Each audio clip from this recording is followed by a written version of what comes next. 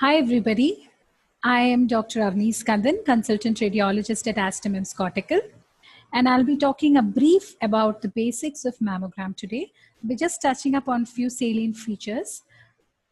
So basically, we know that breast imaging comprises of conventional mammogram, ultrasonogram, that is a sonomammogram, tomosynthesis, which is relatively a newer technique, not seen everywhere. MRI, again, it's not seen everywhere. It has only specialized usages. Then we have thermography, which is just an upcoming technique. So it's still under the radar of how efficacious it is. So we will be talking primarily about the mammogram. So as we all know, mammogram is an X-ray of the breast, which is using a very low dose of radiation. And it has a dedicated machine for it, which all of you are well aware. So for the when we say mammogram, what does it really mean to the person who is undergoing a mammogram? For the woman, it's a very stressful situation. They have to stay unclothed in front of a complete stranger. So definitely it is very stressful. It's very embarrassing. And the positions that they have to take for taking a mammogram is very awkward. So it is a very, and for some people it's pretty painful also. So it's altogether, it's not a very good experience for the patient. But when we take it from the radiographer perspective or the mammographer perspective, what we have to do is, because we know that they are having a very awkward position, we have to ensure that this particular patient becomes comfortable. We have to talk to them, ensure that they are comfortable, ensure that they are not embarrassed, make them feel comfortable in the position or in the situation, explain to them what is happening. It makes them feel more comfortable, and they become more they are more proposed to be compliant towards what you are doing. They will understand better and they will react better to what you are doing. So it's always important that a radiographer or a mammographer interacts with the patient. It is also important because there are many details. Actually, mammographers or the radiographers are the ones who are the first point of contact with the patient. So it is you who is the one who is talking to the patient, knows the details of the patients, knows exactly what is happening to the patient. The patient might exactly pinpoint to the area they have the problem. You're the first person who is examining their breast. So you might see some abnormality in their breast, which otherwise, if we look just at the mammogram, might look like a CA or something really suspicious. But you will be able to warn us by telling, that there is something wrong in the breast. Maybe they have a nodule or a skin lesion, which when you take a mammogram might appear like a sinister pathology there.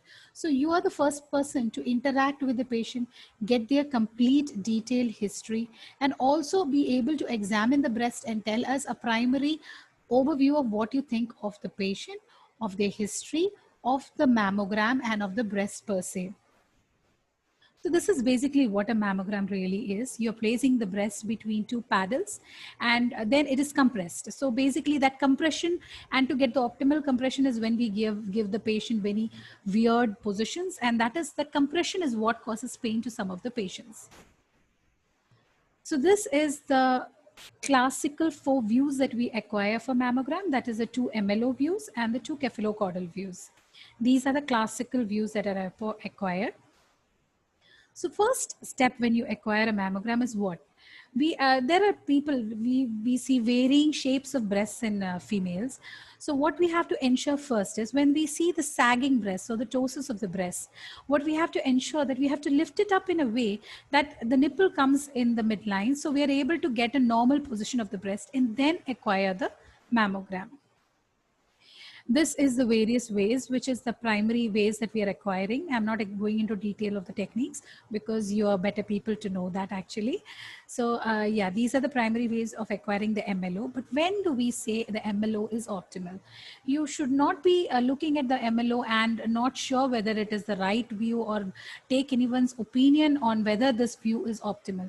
You should be able to look at the image and judge for yourself if this image is optimal or not. So what happens when we look at a proper optimal MLO view? You have to be able to see that the entire perimeter of the breast is included.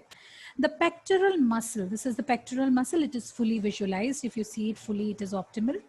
The tissue, it is not overlying each other. It is completely separated. Like you can see here, there is no overlying tissue over each other. It's a completely stretched out breast parenchyma. And in the same way, we have to be able to see this retromammary space. Retromammary space means the space that is present behind the breast. So this retromammary space should be seen. And another important point is this inframammary fold. This is a bit difficult to acquire. You have to really stretch out the breast to be able to see this. But this inframammary fold is also a very important parameter. In similar ways, the other one was a mediolateral oblique view, and this is the cephalocaudal view. So again, in the cephalocaudal view, you should be able to judge for yourself if it is an optimal image or not. How do we again decide whether it is the optimal image or not? When we have to be sure that we have stretched out the maximal amount of the breast tissue, completely it has been pulled out. And for you to be sure that you have done it maximally, if you see this pectoralis muscle, which you saw in the mediolateral oblique view also, if you see a bit of this pectoralis muscle on the cephalocaudal view, you can be sure that you have completely covered the breast. In the similar manner, you have to be sure that you have taken the medial cleavage. This is the cleavage part. So you have taken the medial cleavage and the lateral aspect as well. So how do we know that we are taking it? Like if you want the complete breast parenchyma to be stretched out, you have to take it between your two breasts. That is one mistake we see often, is you have to take it between your two hands and pull it, stretch it out. When you try to do it with one hand, this is the kind of image that you get, the one-handed flop. That is, you don't get the complete stretch. But when you do it with the two hands and you pull it across onto the beam and then put the compression with the paddle, that is when you get a complete coverage with a two-handed pull. So this is the optimal image. These are the factors that you should be judging when you see the image itself. First, you have to look if the pectoralis major is there. You have to look at it in the MLO view and the cephalocaudal view both. You have to get it together. In the same way, the nipple should be seen in profile. Here actually with the windowing little bit, it's not seen very well in profile, okay. The nipple should be seen in profile nicely. You should be able to see all the aspects of the breast. That is, the lateral aspect of the breast should be seen, the medial aspect of the breast should be seen, and on an MLO, the inframammary fold has to be seen. In the similar way, the distance from the nipple to the posterior aspect, the posterior nipple line that you have to measure in the MLO, means you don't really have to measure, but you just need to do eyeballing and judge it for yourself. There is this posterior nipple line should be assessed, and similarly just compare it with your cephalocaudal view and see if it is similar. A disparity of around above 1 centimeter means that you have missed out some breast parenchyma. This line should be symmetrical in both the views, that is, should be similar in both the views. Not more than 1 centimeter disparity is acceptable. So basically when you're taking the mammogram, what we are doing is, when you look at both the sides, like say this is the right and the left. So when you're taking the mediolateral oblique of view, the upper aspect is the head, that is upper end.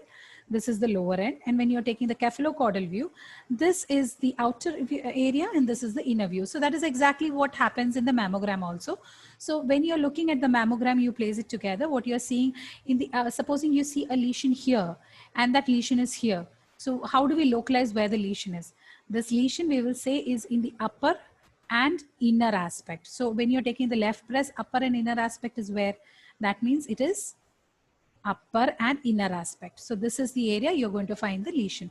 That is how you localize the lesions based on the quadrants. So those were the primary views that we were talking about. So what are the additional views? The additional views are used when the standard views are not showing a certain part of the anatomy, or when you want to delineate a lesion better. So what is the question? Which part of the breast is that you're not seeing? That is the first question. Which part it is that you're not seeing? That is the part you have to target. So accordingly, you have to decide which is the additional view you need to be doing.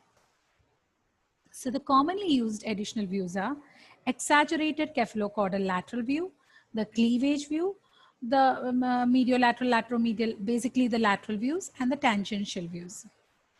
So when do we do an exaggerated cephalocaudal lateral view? When you see that part of the view, the lateral part is not completely covered. That is when you see here the part of the breast is not completely covered. You want to complete this part. So you have taken an exaggerated part, you've pulled it further, and that is the lateral part of the breast has been covered. So this was the initial view. You have not got a complete coverage of the lateral part of the breast. So when you have done an exaggerated cephalocaudal lateral view, you are actually encompassed the entire lateral side of the breast. In similar ways, sometimes you cannot see the medial part of the breast, and that is when you have this cleavage part, that is the medial most part of the breast. So when you want to cover that, you take this cleavage view. So cleavage view is when it is giving you lesions that might be seen within the medial aspect of the breast. Then comes the lateral views, that is the mediolateral view or the lateromedial views. These are these are mainly used for triangulation. When we say triangulation, we mean that we want to specifically localize. I told you earlier, we want to localize, say it is in the upper inner quadrant, upper outer quadrant, those that is a generalized way. But when we see a small lesion and we want to target it, say for a stereotactic biopsy or for a guided ultrasound biopsy, or just to pick the lesion on ultrasound, we need to exactly be sure where this lesion lies. And that time we need to do a triangulation. And for the triangulation, in addition to the standard views that we are using, that is the cephalocaudal and the mediolateral oblique view, we further need to do a lateral view.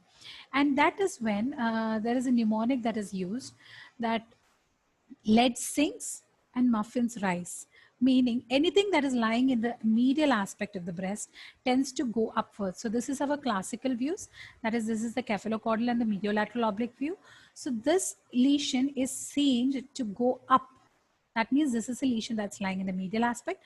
In other ways, if you see the lesion to be sinking, that means it's a lesion which is lying in the lateral aspect.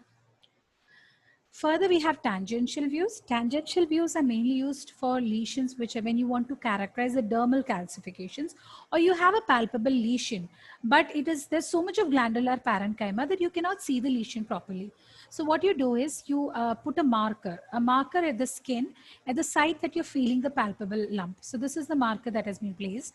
And what you have to do is, like you would do for the nipple when you want to get the nipple in profile, how do you put it tangentially? According, if the nipple is there, you put it tangential to it. So once you have placed the marker, you place your hand tangential to it, and that is going to be the angle that you're going to do the compression with. So this is the tangential view. Further, when you see a lesion or an area that you want to characterize further, you need to do a compression view, because there might be some, you don't always need to do. If you have a fatty parenchyma, you can see everything very clearly. You don't really need to do any compression at that time. But when there's glandular parenchyma and you cannot see the underlying lesion properly, you need to do a compression view so that the tissue that is there above it starts getting separated. So this is a suspicious area that was seen, and when they did a compression, they saw that that area has separated out. So there was nothing really suspicious there. It was just overlying tissues that was giving this suspicious appearance. However, in this particular case, we can see that there was a lesion, and on compression, this lesion is seen to persist, which means there is a genuine lesion there, and the glandular parenchyma overlying it has been separated. So we can still see the persistence of the lesion underlying it. So based on all our findings, finally what we normally do is that this was the acquisition till now, okay? So what do we do with the mammograms basically? We categorize them. So we categorize them from BI-RADS 0 to 6. 0 is when it is incomplete and it needs further imaging. You need to do something more about it. You need to say do ultrasound or mammo. This mammogram was not enough, so you need to do more about it. 1 is when it is negative, there are no findings at all. 2 is when it is benign, means whatever you're seeing, it is perfectly benign, there's nothing to worry. 3 is when it is probably benign, and we suggest a short-term follow-up for that. BI-RADS 4 is when it is suspicious, we should take a tissue diagnosis. And 5 is definitely suspicious, and it definitely needs further evaluation and tissue diagnosis. 6 is when a patient is already proven to be a CA breast and has then undergone a mammogram. So it is a BI-RADS 6 case, that is, it's an already known CA breast patient. So these are the categories we are going to put the patient in based on our mammogram appearance. So in mammogram, what do we see? First thing that we see in a mammogram is what is the density of the breast, because as you can see, these are the 4 categories of the breast that we see. This is the fatty. So we call them from A to D category, okay? A is the fatty one, which is so fatty is uniformly, it is relatively uniformly, it's fatty. So it is completely blackish in color. So you can see all the lesions very beautifully. Category B is when there's scattered areas of glandular parenchyma. Category C is when it is heterogeneously glandular. So you have larger areas of glandular parenchyma, but it is less than 50%. And category D is when it is very dense and you cannot see practically anything underneath it. It is more than 50% is glandular parenchyma. So the issue comes with the category C and D because it's very difficult to evaluate it further with so much of glandular parenchyma. So what is it that we are looking in the mammogram? These images have been taken from radiology assistant. So when we are looking, if we see a mass, how do we say? We say whether the mass is round, whether the mass is oval, whether the mass is irregular. In the same way, this was the shape. And if we are talking about its margins, we say if it's circumscribed, it's partially obscured, which is suspicious, microlobulated, which is again suspicious, indistinct margins, which is again suspicious, and spiculated, which is very highly suspicious. Then you will comment about the density of the mass, if it is low density, equal density, or high density. So these are the ways that we describe a mass. So other than a mass, we can only see sometimes the normal architecture of the breast itself is just lost. There is no mass per se seen, but you just see some loss of the normal architecture. That is when we call it as the architectural distortion. That is, a normal architecture of the breast is lost. Further, you can see we always say that you have to have the two breasts put together. That is how we always put the breasts together when we take the film, whether we are taking it a printout or we are looking at our PACS monitor. We always put the breasts together to be able to evaluate them. That is because we have to always compare the density of the breast in both the breasts, because even a small disparity in the parenchyma, in the nature of the breast, can be suspicious actually. So it can be like this. You see this kind of density here, but you don't see that kind of gland here. So this is a globular asymmetry. There's a diffuse asymmetry all over the breast. So that is one point. And then you can see this focal area also. Like you can see there's something here, but you don't see anything here. So that's a focal asymmetry, you see. And when you're doing the compression, in this compression, this area is seen to persist. This actually turned out to be an invasive lobular carcinoma.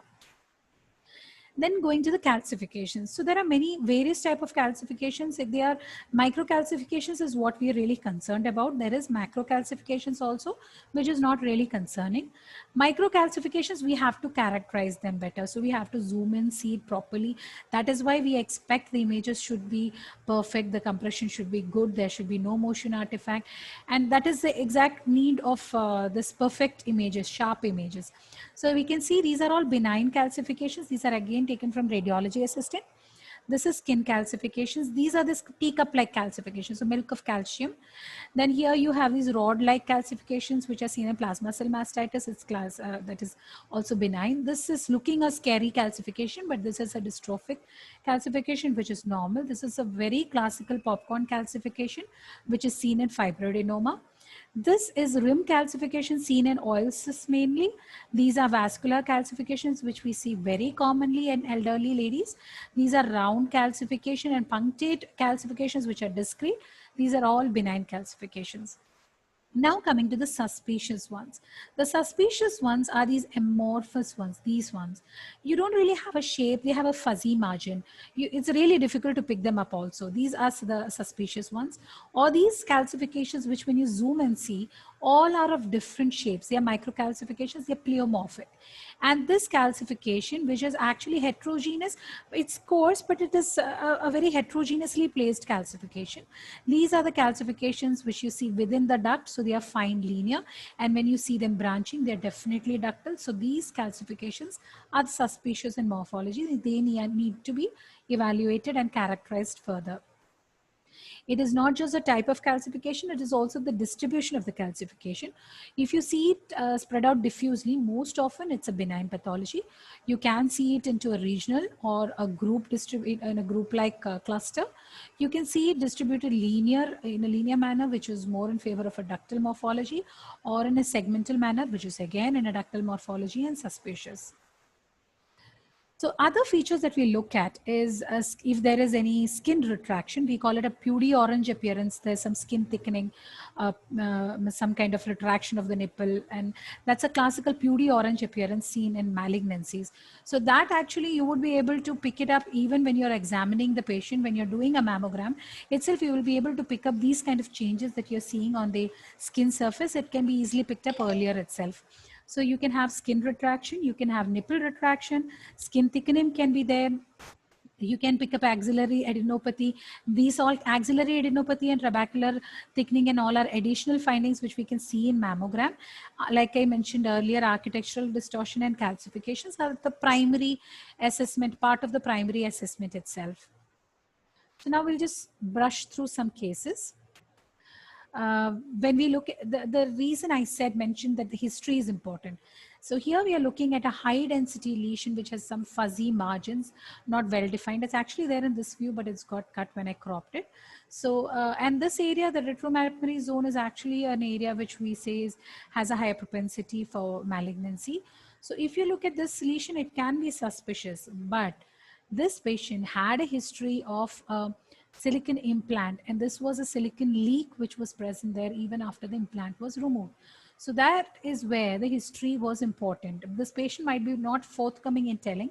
We don't see many of these cases in India because we don't see a lot of implants in India, but still it is there and we have to be aware of it. We have to get a proper detailed history. Patient might not be forthcoming and telling you directly about the history.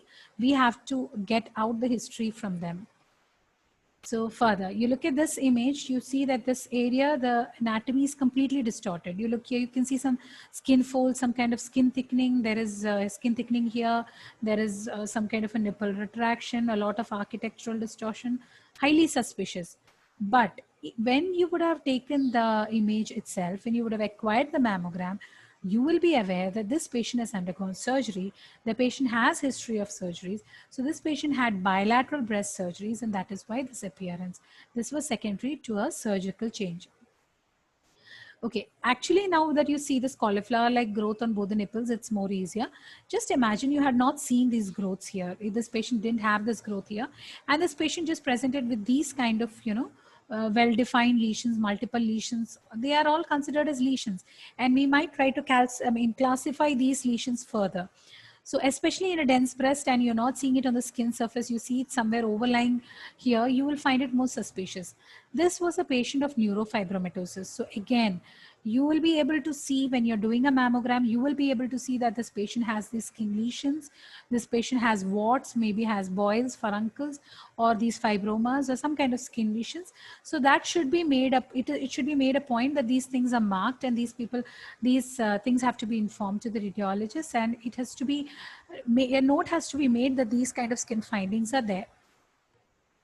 Again, there is a suspicious some kind of linear calcifications that are seen in the retromammary area, but this was actually an artifact because of the presence of hair.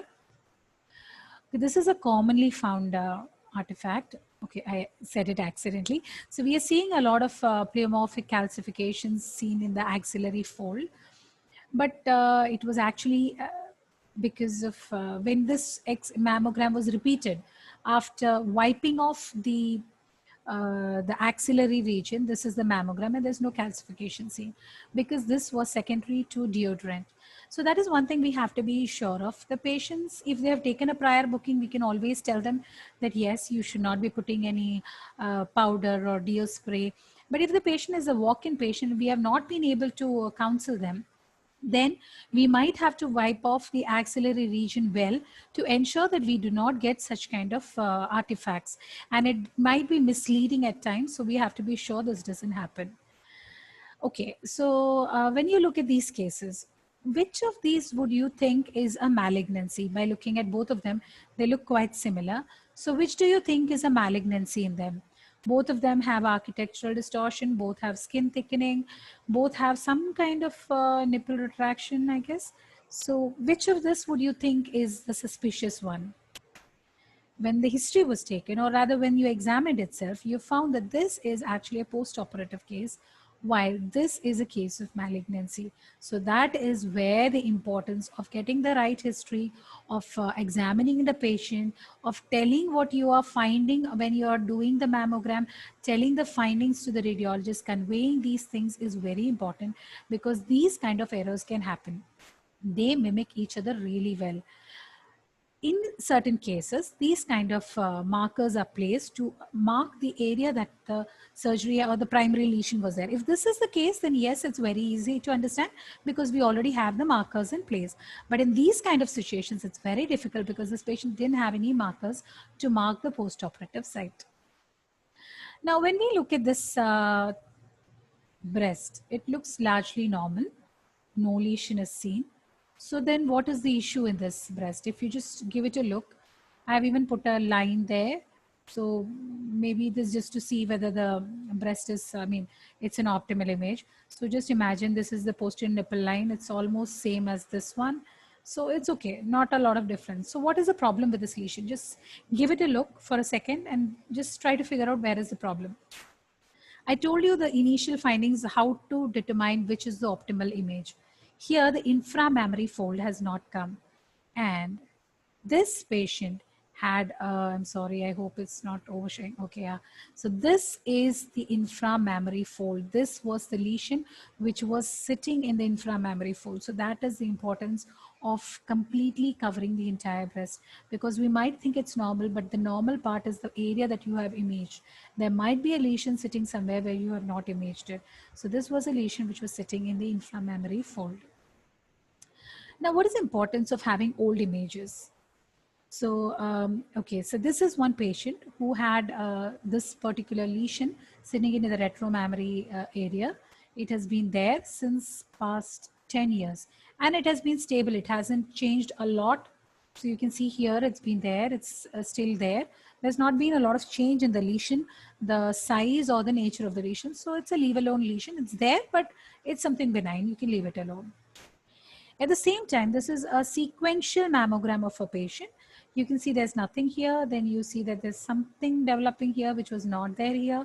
And then you see there is a lesion which has started developing here. So this turned out to be suspicious. This is a suspicious lesion and needs to be evaluated. So that is the importance of having your old mammograms in hand. And most of these artifacts, and artifacts is something what, because I'm sure most of the people know to acquire mammograms well, but they do not know to delineate how to identify the artifacts that we commonly see, or where is the lacunae comes where we are not able to identify the shortcomings of the way that we have taken the mammogram. So this is a very good article for the people who want to improve on that. So thank you and hope this has helped you in some way, has added some information to your knowledge.